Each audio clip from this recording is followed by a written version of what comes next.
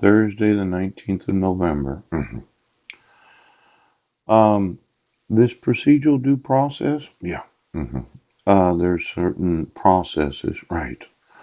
What processes must be in place for a fair procedure? Yes. Now, as often as the court said, well, we served you after we issued the fair procedure process, right? It says these processes must be in place for a fair procedure. I have never received a fair court hearing, yes, in this county. See, in 2011, yes, I wasn't a resident. In 2012, you had me arrested, yes, and you renewed the 1 year protection order, yeah, based upon the perjury that I had broke it. Mhm. I didn't appear in court. You didn't give me 5 judicial days. Oh, you used a minute order. Then you modified it. Yes.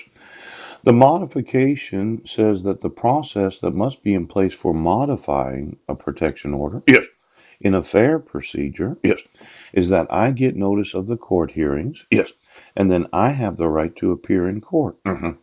You don't just modify it and then serve me the modification. Oh.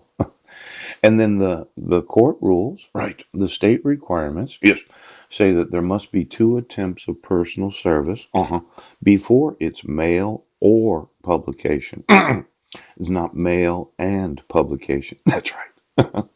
And once you put it in publication, yes, the sheriff's department can't call me and make sure that I understand that you don't want me to appear in court. Oh. And then you can't decide to not serve me a protection order that was issued for 2 years. Yes. Where you waited 9 weeks until I had left the county. See, all of this really looks like it's been a deprivation of my right as a citizen of the United States. This county has never, ever done what is fair in a procedure. Right now! Now, there are certain lawsuits that are based upon, yes, not just the Constitution. No. Not state laws or federal laws. No.